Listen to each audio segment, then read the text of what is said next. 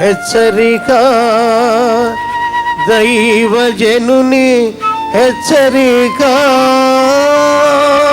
ప్రయాసపడి గాలివాన చేత కొట్టబడి ఆదరణ లేక ఉన్నదానా. ఒక తుఫాన్ వచ్చిందంటే మనకు అస్తమానం రావు, అప్పుడప్పుడు చూస్తుంటాం. గాలివాన చేత కొట్టబడి ఆదరణ లేక, ఆదరణ లేదండి వాళ్ళ మనుషులకి, ఆదరణ లేరు. ఆదరించే వాళ్ళు ఎక్కువ ఉన్నారా, ఏడ్చే వాళ్ళు ఎక్కువ ఉన్నారా చెప్పండి? ఆదరణ కావాలని మనుషుడు హృదయం ఎదురు చూస్తూ ఉంటుంది. మనం ఒక బాధలో ఉన్నప్పుడు ఎవరన్నా మనకి కొంచెం సింపతి చూపిస్తారేమో, కనీసం మన పక్షంలో కొంచెం అయ్యో అంటారేమో అని ఎదురు చూస్తాం. ఎందుకనేనండి, పిల్లలు యవ్వనస్తులు ఈ రోజున వాళ్ళకి ఆదరణ లేదండి, వాళ్ళకి సంతృప్తి లేదు. వాళ్ళు చేసే తప్పని వాళ్ళకి తెలుసు. ఏంటండి, ఈ సెల్ ఫోన్లు వచ్చిన తర్వాత అబ్బాయిలతోటి మాట్లాడుకోవటం, అమ్మాయి అబ్బాయితో మాట్లాడుతుందని తెలిసినప్పుడు తల్లి ఏం చేస్తుంది చెప్పండి? నా దగ్గర తీసుకొచ్చి ఏం చెప్తారు తెలుసా?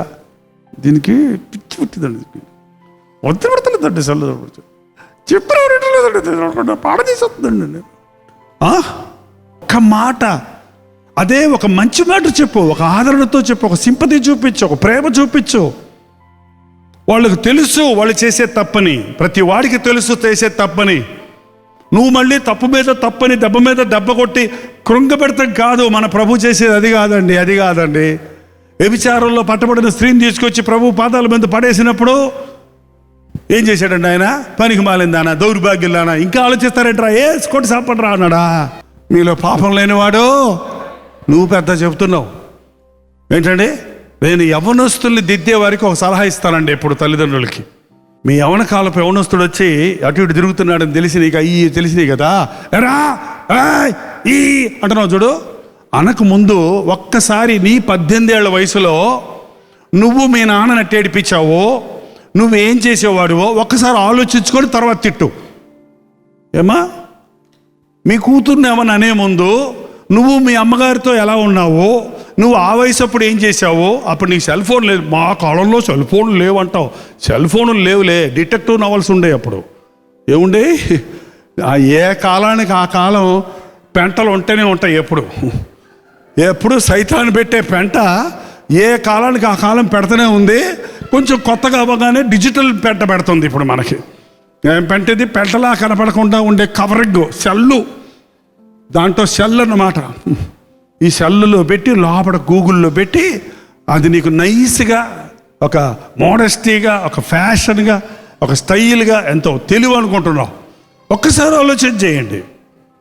నీవు ఇతరులను ద్వేషించే ముందు, ఇతరులను విమర్శించే ముందు నీవు ఆ స్థితిలో ఉంటే ఏం చేస్తావు? నువ్వే యవనస్తులవైతే ఏం చేస్తుంటావు? నువ్వే అవిశ్వాసిగా ఉంటే ఏం చేస్తుంటావు? ఇప్పుడు ప్రభుని ఎరగావు కాబట్టి నీకు తెలిసింది.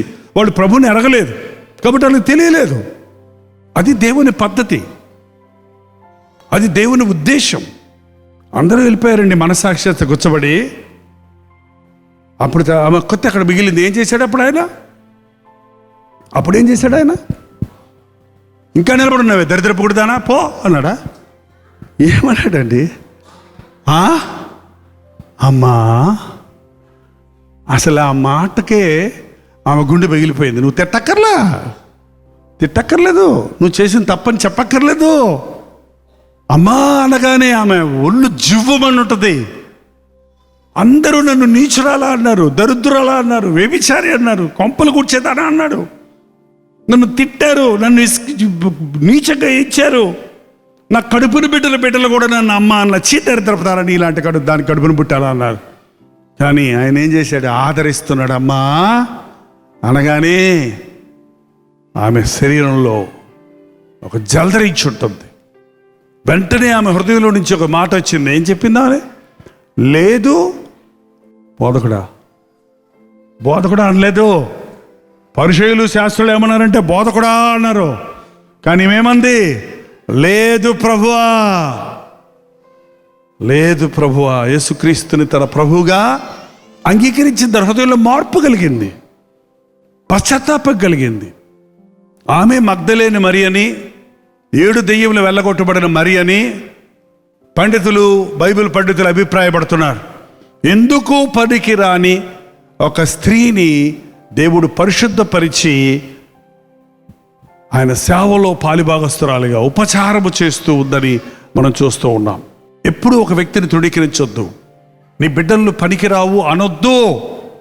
పనికిరాని స్థితిలో ఉన్న టాక్ టు దెమ్ పాజిటివ్లీ. ఈరోజు మన చింతలు ఎన్నున్నా వాటిని ప్రభు దగ్గర విడిచిపెడదాం. వాగ్దానాలు నమ్ముదాం. మన కన్నీటిని తుడిచేవాడు ఆయన, మన బాధను తీర్చేవాడు ఆయన, మన బ్రతుకుల్లో అద్భుతాలు చేసేవాడు మన ప్రభు అయిన యేసుక్రీస్తు అని విశ్వసిద్దాం. ఒకరితో ఒకరు ఆనందంగా జీవిద్దాం. ఒకరినొకరు ప్రోత్సాహపరుచుకుందాం. ప్రభు నామాన్ని బట్టి, ఆయన శక్తిని బట్టి ఆయన సాక్షులుగా ఈ లోకంలో జీవిద్దాం. ప్రార్థన. పరిశుద్ధుడా, ప్రేమగల తండ్రి, అద్భుతాలు చేసే దేవా నీకు వందనాలు. మాటిచ్చి నెరవేర్చే దేవా నీకు వందనాలు. ఈరోజు నీ సన్నిధిలో కూడి వచ్చిన మేమందరము ఈ యెషయా గ్రంథము 54వ అధ్యాయంలో ఉన్న ఈ వాగ్దానాలన్నీ నమ్ముచున్నాము నాయన. ఇవి మా పట్ల ఒక్కొక్కటి నెరవేరాలని వేడుకుంటున్నాం తండ్రి. భార్యాభర్తల మధ్య సమాధానము లేని వారికి సమాధానము దయచేయి నాయన. విడిపోయిన విరిగిపోయిన కుటుంబాలను కట్టునైనా, చెడిపోయిన ఇష్టానుసారంగా తిరుగుతున్న కుమారులు కుమార్తెలు తిరిగి వచ్చి తల్లిదండ్రులతో సమాధాన పడడానికి, వారి జీవితాలు మార్చుకొని ప్రభు బిడ్డలుగా బ్రతకడానికి మా యవ్వనస్తురాలను దర్శించయ్యా. మా బ్రతుకుల్లో ఉన్న చెడుగు తీసివేయి. మీ ఆశీర్వాదాలకు ఆటంకంగా ఉన్న ప్రతి విధమైన నీకు ఇష్టము లేని ఆలోచనల నుండి మమ్మల్ని విడిపించు నాయన. నీకు ఇష్టం లేని పథకాల నుండి మమ్మల్ని విరమింపజేసి చేయము తండ్రి. నీకు ఇష్టం లేని ప్రణాళికల్లో నుంచి మమ్మల్ని తప్పించి నీ స్వచ్ఛమైన ప్రణాళికలు మమ్మల్ని పెట్టయ్యా. మా కుటుంబాలను కట్టయ్యా. యేసు క్రీస్తు నామములో అడుగుచున్నాము తండ్రి. మన తండ్రి అయిన దేవుని యొక్క ప్రేమయు, కుమారుడైన క్రీస్తు యొక్క కృపయు, ఆదరణకర్త అయిన పరిశుద్ధాత్మ యొక్క సహవాసము కుడి వచ్చిన మనందరికీ ఇప్పుడున్న సదాకాలము తోడై ఉండును గాక. ఆమేన్, ఆమేన్, ఆమేన్.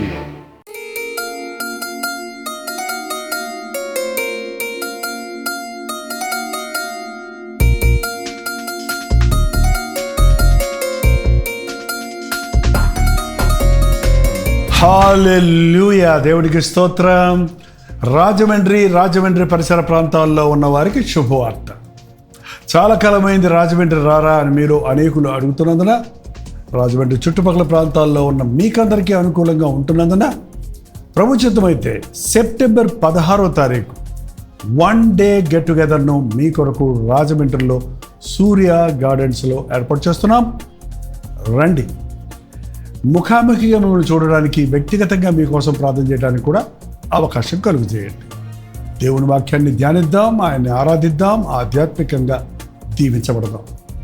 మధ్యాహ్నం 2 గంటల నుంచి 6 గంటల వరకు, 6 గంటల నుంచి 10 గంటల వరకు 2 సెషన్స్ ఉంటాయి. మీరు 2 సెషన్లో ఉండగలిగితే చాలా సంతోషం. లేక ఏది మీకు అనుకూలమో ఆ సెషన్కు హాజరై ఆధ్యాత్మికంగా ఉజ్జీవించబడండి. చిరునామా గమనించండి. Surya Gardens Function Hall, Jawaharlal Nehru Road, Rajahmundry. ఇంకా విషయమే మీకు వివరాలు కావాలంటే 9884707779 లేక 9884807779 అనే నెంబర్లకు మీరు కాల్ చేయండి, లేకపోతే వాట్సాప్ పెట్టండి. 954041 నెంబర్కి కూడా మీరు వాట్సాప్ మెసేజ్ పెట్టవచ్చు. తప్పకుండా మీకు వివరాలు తెలియజేయబడతాయి. మీ స్నేహితుల్ని, బంధువుల్ని కూడా పిలుచుకోండి. రాజమండ్రి పరిసర ప్రాంతాల్లో ఉన్న మీరందరూ వస్తారని ఎంతో ఆశతో ఎదురు చూస్తున్నాం. మనందరం కలిసి మన ప్రభునామాన్ని మహింపరుద్దాం. రండి, ఆశీర్వదించబడండి.